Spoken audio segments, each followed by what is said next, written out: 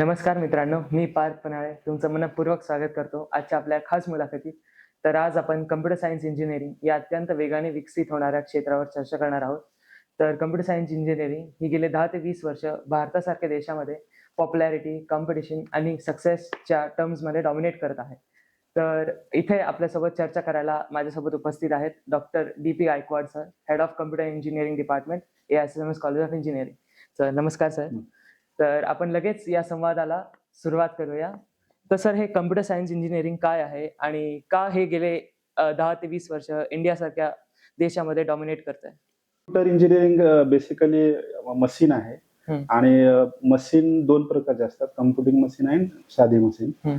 तर computer is a machine but it do the computation, म्हणजे computation करते म्हणून त्याला आपण कम्प्युटर इंजिनिअरिंग म्हणतोय. आणि कम्प्युटर इंजिनिअरिंगचं महत्व हे तुला माहिती आहे की सगळ्या फील्डमध्ये, मेकॅनिकलमध्ये, सिव्हिलमध्ये याची गरज असल्यामुळे कम्प्युटरचे जास्त गरज लोकांना आहे, समाजाला आहे, त्याच्यामुळे त्याचं महत्व वाढत आहे. आणि सर, हे जे कम्प्युटर इंजिनिअरिंग आहे ते बाकी सिमिलर ब्रांचेस जसं की IT, information technology, AI-M-L, AI-D-S या सगळ्या फील्ड्सपेक्षा कशी वेगळी आहे आणि स्टुडंट्सनी ही का चूज करावी? बेसिकली कम्प्युटर इंजिनिअरिंग मध्ये आपण काय करत असतो की कम्प्युटिंग जे प्रोग्रामिंग स्किल्स आहे ते जास्त प्रमाणात आपण कम्प्युटर इंजिनिअरिंग मध्ये शिकत असतो. आणि बाकीचे जे अलाइंड किंवा डिराइव्ड जे ब्रँचेस असतात तो स्पेशलायझेशन असते, जसं की IoT आहे किंवा सायबर सिक्युरिटी आहे, तो त्याची फील्ड वेगळी आहे. म्हणजे त्याच्यामध्ये आपण फारसं असं म्हणजे कम्प्युटिंगला हे म्हणजे महत्व देत नाही. पण याच्यामध्ये बेसिक कम्प्युटर इंजिनिअरिंग मध्ये कम्प्युटिंगचे अल्गोरिथम्स असतात किंवा कम्प्युटिंग अल्गोरिथम आपण शिकतो, त्याचं डिझायनिंग करत असतो किंवा अनालिसिस करतो. ह्या ज्या महत्वाच्या ज्या सब्जेक्ट असतात तो कम्प्युटर इंजिनिअरिंग मध्ये आहेत, की जे दुसऱ्या याच्यामध्ये आहेत पण ते त्या स्पेशलायझेशनवर जास्त भर देतात. तर स्टुडंट्सनी कुठल्या फॅक्टर्स किंवा सब्जेक्ट मध्ये चांगलं असलं पाहिजे जेणेकरून त्यांना कम्प्युटर सायन्स इंजिनिअरिंग सोपं जातं? आता बेसिकली कसं आहे की कम्प्युटर इंजिनिअरिंग मध्ये बरेच सब्जेक्ट असतात. त्याच्यात ऑपरेटिंग सिस्टीम असतं, त्याच्यानंतर तुमचे लँग्वेजेस असतात किंवा डेटा स्ट्रक्चर असतो. तर हे सर्व सब्जेक्ट फार महत्वाचे आहेत, कारण बरेच जॉब्स डेटा स्ट्रक्चर याच्यावर कंपनी घेत असतात. ऑपरेटिंग सिस्टीम पण महत्वाचं आहे की ऑपरेटिंग सिस्टीम हे बेसिकली सिस्टीम आहे कम्प्युटरचे, आणि ते ऑपरेटिंग सिस्टीम डिझाईन नवीन जर तुम्ही करत असाल त्याचे चान्सेस असतील तर तुम्हाला तिथे जास्त स्कोप आहे. पण कम्प्युटर इंजिनिअरिंगचे सब्जेक्ट हे कोर मध्ये जातात, जेणेकरून तुम्ही ऍप्लिकेशन स्वतः लिहू शकतात किंवा कम्प्युटिंगला तुम्ही वेगळे ऑपरेटिंग सिस्टीम देऊ शकता, डेटाबेसचे वेगवेगळे तुम्ही ट्रान्झॅक्शन्स वगैरे वेगळे तुम्ही इनोव्हेशन करू शकता त्याच्यामुळे हे data structure, operating system, network security ह्या सब्जेक्ट महत्वाचे आहेत म्हणजे कम्प्युटर इंजिनिअरिंग. तर सर, असे कुठल्या चुका आहेत जे स्टुडंट्स खूप कॉमनली करतात आणि स्टुडंट्सनी त्याबद्दल काय काळजी घ्यावी? म्हणजे स्टुडंट फार म्हणजे कम्प्युटर जे कोडिंगवर जास्त लक्ष देतात ऍक्च्युली, की एखादा पायथॉन लँग्वेज आहे किंवा कम्प्युटरची लँग्वेज आहे ते त्याच्यावर जास्त भर देतात. पण हे कम्प्युटिंग जे आहे ते तुम्हाला अल्गोरिथमिक स्ट्रक्चर आलं पाहिजे, प्रोग्रामिंग आलं पाहिजे. आता प्रोग्रामिंग म्हणजे नेमकं काय असते की डिझायनिंग करणं, डेटा स्ट्रक्चर चूज करणं, मेमरी युटिलायझेशन कसं करणं हे शिकणं हे महत्वाचं असतं. तर मुलं फार कोडिंगवर जास्त लक्ष देतात, पण मुलांनी प्रोग्रामिंगवर जास्त लक्ष द्यायला पाहिजे, कारण मेन कम्प्युटर इंजिनची स्किल हे प्रोग्रामिंग असली पाहिजेत.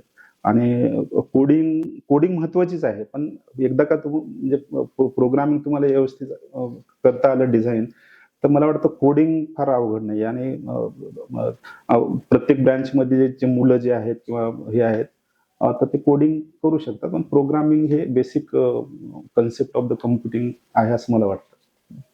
तर जसं आपल्याला माहितीच आहे की सध्याच्या या एरामध्ये फक्त डिग्री असणं पुरेसं नाही आहे, आपल्याला खूप सारे स्किल्स पण येणं गरजेचं आहे.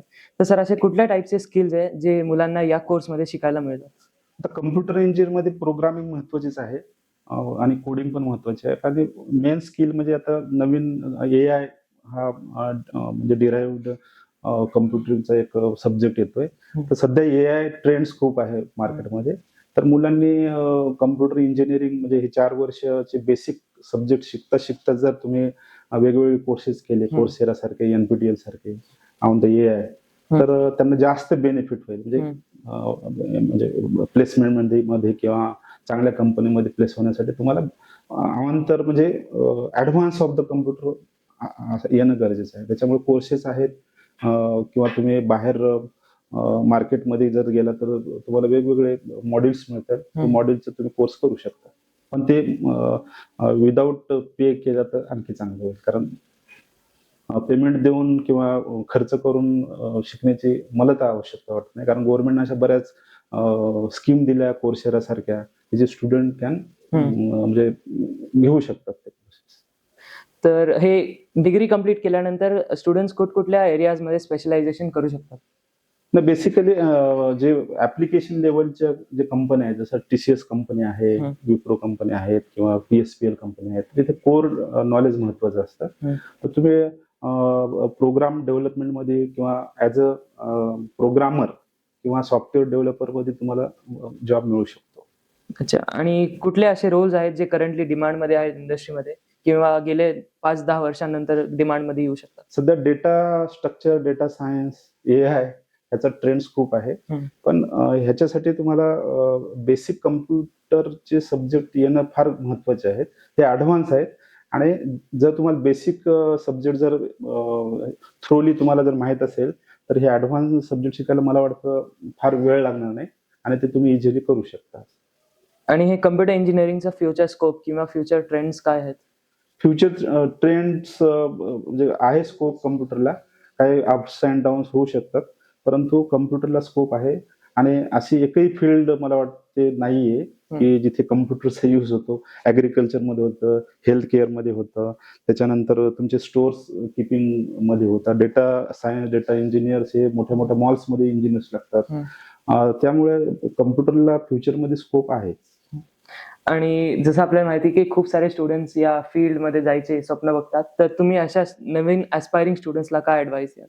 मी ऍडव्हान्स असे देईल की कम्प्युटरचे बेसिक नॉलेज किंवा बेसिक सब्जेक्ट शिकत असताना तुम्ही पॅरलली जर ऍडव्हान्स जे मार्केटचा स्टडी करून तुम्ही ते सब्जेक्ट काय आहे, ट्रेंड्स काय आहे, ह्याचा थोडा अंदाज घेऊन जर तुम्ही ते सब्जेक्ट तुम्ही शिकलात किंवा कोर्सेरा सारखे जर कोर्सेस केलात तर तुम्हाला नक्की त्याचा ऍडव्हान्टेजेस होईल जॉबसाठी. आणि आपल्या कॉलेजमध्ये असे कुठले लॅब्स किंवा फॅसिलिटी आहे जेणेकरून या कम्प्युटर सायन्स इंजिनिअरिंग आपल्या कॉलेजमध्ये आपण करू शकतो? आपण आपल्या कॉलेजमध्ये प्रत्येक जे बेसिक कम्प्युटर जे सब्जेक्ट आहे त्याच्यावर आपण लॅब बनवले. जसं मायक्रो प्रोसेसर बेसिक सब्जेक्ट आहे, त्याच्यासाठी आपण एक लॅब अलोकेट केली. डेटा स्ट्रक्चर साठी वेगळी केलेली आहे, लिनक्स ऑपरेटिंग सिस्टीम साठी वेगळी आहे, आणि प्रत्येक सब्जेक्टसाठी आपण लॅब डेव्हलप केली आहे. आणि दुसरी गोष्ट म्हणजे आपल्या इथे ME आहे, PhD आहे, PhD सेंटर आहे. जवळजवळ 15 ते 20 स्टुडंट PhD आपले डिपार्टमेंट कम्प्युटर इंजिनिअरिंगच्या अंडर करत आहेत.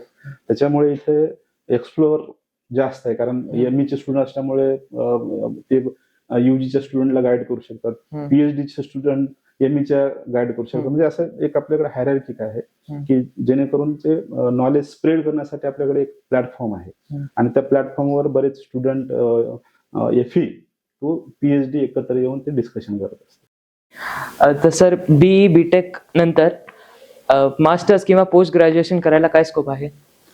BE BTech झाल्यानंतर आपण मास्टर करण्यासाठी आपले 2 चॉईसेस असतात. एक तर तुम्ही गेट एक्झाम देऊन तुम्ही IITs इंडियामध्ये सपोज तुम्हाला जर मास्टर करायचं असेल तर IITs मध्ये तुम्हाला स्कोप आहे, पण तुम्हाला तिथे गेट एक्झाम द्यावं लागतं.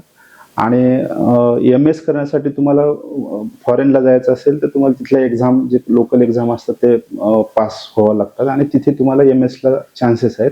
बरेच 10 वर्षामध्ये जवळजवळ आपले 100 ते 150 विद्यार्थ्यांनी MS बाहेर केलेला आहे. मी स्वतः त्यांना LOR देत असतो. आणि MS झाल्यानंतर PhD साठी पण स्कोप असतो, PhD करू शकतो आपण त्याच्यामध्ये. तर पुढचा प्रश्न त्याच रिलेटेड की कम्प्युटर इंजिनिअरिंग मध्ये रिसर्च साठी काय स्कोप आहे आणि काय काय संधी उपलब्ध आहेत? कम्प्युटरमध्ये रिसर्च तुम्ही बेसिक रिसर्च मध्ये ऑपरेटिंग सिस्टीमवर तुम्ही रिसर्च करू शकता. नेटवर्क सिक्युरिटी महत्वाची आहे, कारण आपण आपल्या जीवनामध्ये नेटवर्कला फार महत्व आहे, कारण प्रत्येक लहान मुलापासून ते मिनिस्टरपर्यंत नेटवर्क शिवाय आपलं काम होत नाही. छान वाटलं तुमच्याशी संवाद साधून. हा संवाद खूपच प्रेरणादायी आणि माहितीपूर्ण होता. त्यामुळे खूप खूप धन्यवाद. थँक्यू.